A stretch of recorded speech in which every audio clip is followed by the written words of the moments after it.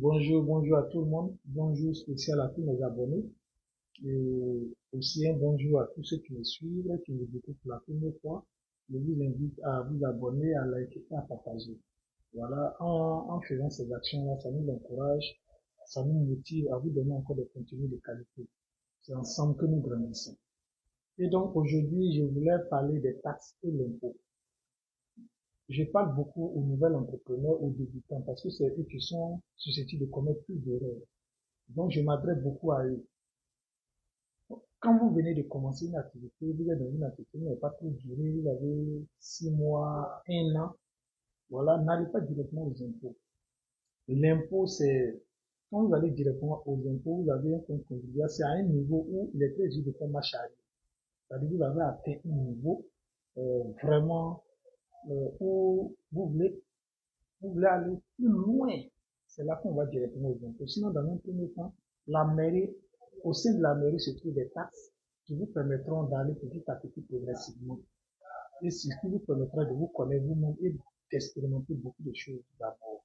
Il y a la taxe forfaitaire qui est de 3 000 souvent, voilà. Et vous avez l'impôt communal qui va souvent de 8 000, 10 000 jusqu'à 15 000 francs. Donc, pour ceux qui ont des états qui sont en bordure de rue, pour les très micro magasins, c'est les petits magasins, les box, il faut aller à la taxe forfaitaire. Et pour ceux qui ont les petites boutiques, qui ont les boutiques de vêtements et autres, vous pouvez aller à l'impôt communal. Quand vous n'avez pas besoin de gros fonds, de gros crédits, vous pouvez rester là, vous essayez là, vous pouvez rester là pour apprendre et de payer des taxes que vous pouvez supporter. Parce que euh, vous devez laisser venir à vous l'impôt classique. Le besoin d'aller à l'impôt normal doit se faire sentir quand vous travaillez. Et comment le savoir? Quand vous allez vouloir postuler à des, à des appels d'offres, où vous allez aller sur des marchés, sur dans une certaine catégorie de marchés, ils vont vous demander est-ce que vous avez une DFU, déclaration fiscale d'existence. Après ça, on peut vous demander est-ce que vous pouvez produire une ARF, une attestation de régularité fiscale, ce qui prouve que vous payez régulièrement vos impôts. Voilà, ces deux documents clés-là, on va vous les demander. On peut vous demander même de produire les reçus d'impôts. C'est très important. Tout ça, même quand vous devez voyager, on vous demande ça. En tant qu'entrepreneur, si vous devez voyager, on vous demandera ces éléments-là. Donc, c'est très important. Quand vous arrivez là, vous êtes à un niveau vraiment où vous pouvez postuler, vous avez des appels d'ordre. À partir de là, les choses peuvent aller un peu plus, de manière plus, je vais dire, plus sérieuse. Mais attendez que le besoin se fasse sentir. C'est ce qui va vous aider, c'est ce qui va vous permettre de savoir que vous êtes arrivé.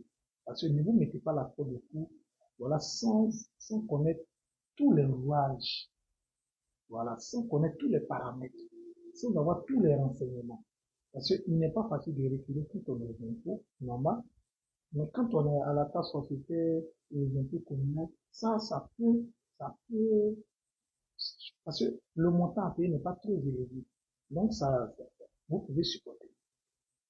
Donc voilà ce que je voulais vous dire ce matin. Donc quand vous arrivez à un niveau normal, c'est pour aller à un niveau supérieur. Et l'impôt normal vous permet d'avoir des crédits plus conséquents. C'est-à-dire, en plus des appels d'offres,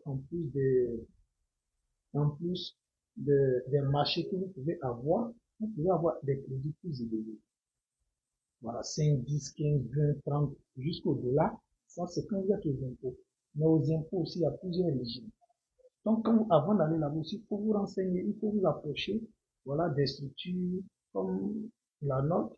Il faut vous approcher des professionnels comme nous. Si vous en avez d'autres, vous pouvez les approcher, mais il faut aller vers ceux qui connaissent pour que ces personnes puissent vous orienter, vous guider, vous permettre de prendre de bonnes décisions. Ce n'est pas que vous étouffez très tôt. C'est très important.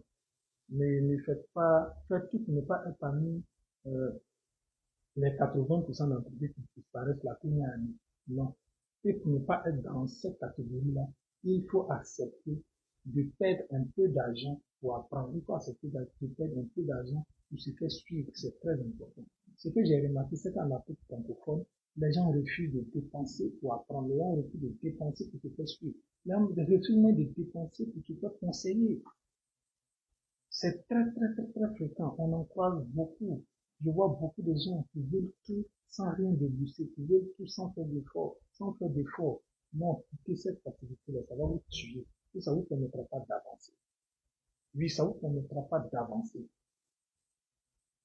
Donc, en plus de ce que je vous ai montré hier, il faut être aux impôts ou à la taxe, ou à la taxe forfaitaire, ou à l'impôt communal. C'est très important. Quand vous faites une activité, il y a des gens qui commencent des activités qui ont 6 mois, 9 mois, 1 an même d'exercice, qui ne sont même pas déclarés à quelque part. Ça, c'est pas bon. Et ces personnes viennent nous voir, on veut un crédit, quand on leur demande, est-ce que tu paies les impôts? Non. Est-ce que tu paies l'impôt communal? Non. Est-ce que tu paies la taxe forfaitaire? Non. Mais comment on peut vous aider? L'État mange rien dans tout ce que vous faites. L'État ne bénéficie rien dans ce que vous faites.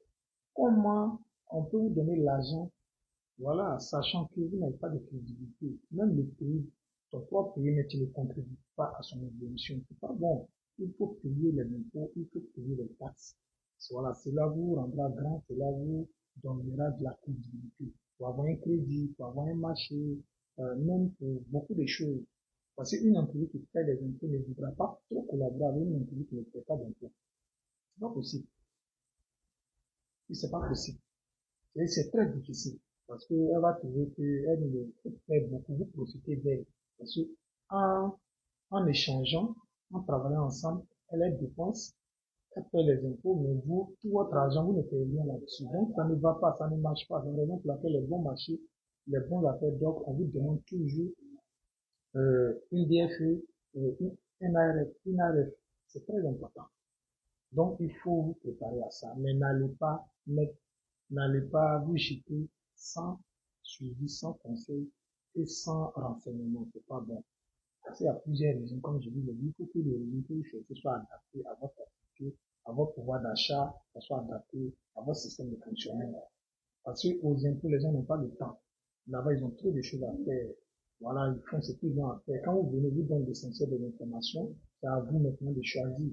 Vous faites quoi? Quel est votre chiffre d'affaires prévisionnel? Votre local est basé où? Il y a un certain nombre d'informations à vous poser. Voilà, on va à l'essentiel. Et vous répondez à ces informations, on vous donne des informations qui vous condamnent après. Parce que vous ne vous êtes pas préparé. C'est pas bon. Là-bas, ils n'ont pas le temps pour ça. Si vous croyez sur quelqu'un qui a le temps, il est gentil, il est cool, il peut vous donner des informations, il peut vous informer, attirer votre attention sur beaucoup de choses, mais c'est très rare. Donc, il y a des outils qui sont adaptés à ça. Il y a des outils qui sont là pour vous accompagner. Donc, n'allez pas comme ça vous déclarer les impôts. Il faut vous approcher des structures compétentes en la matière pour que vous preniez des décisions réfléchies, responsables et qui respectent un peu la situation dans laquelle vous êtes en tant qu'entrepreneur. C'est très important. Et les impôts, c'est bon, mais on ne demande pas que vous allez aux impôts avec les yeux fermés. C'est très important. On ne recule pas facilement quand on est déjà aux impôts. On ne quitte pas ou on ne descend pas son régime. Quand on est aux impôts, c'est pas facile de descendre. Parce qu'on va vous demander de prouver un bilan, on va vous demander de prouver un certain nombre d'éléments qui montrent que votre activité ne marche pas, par exemple, laquelle vous voulez qu'on vous donne une impression qui est petite. C'est pas facile. Mais si vous allez aux impôts, vous dites, je vais payer 10 millions, on va accepter. Pourquoi? L'État est là, l'État cherche l'argent.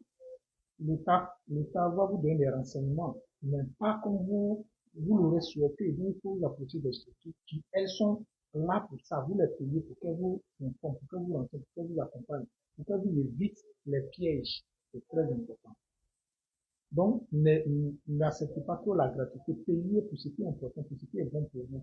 Payez, déboursez de l'argent pour apprendre, pour éviter de vous tromper, parce que tout ce qui est gratuit n'est pas complet. Donc, payez pour avoir des services complets. Payez pour avoir des prestations qui peuvent vous aider à avancer. C'est très important. Un entrepreneur qui ne veut pas payer ce qui est bon pour lui, c'est qu'il est condamné à échouer. Ses actions sont dues à l'échec. Donc, j'espère que cela vous allez prendre cela au sérieux et que cela vous aidera. Merci beaucoup.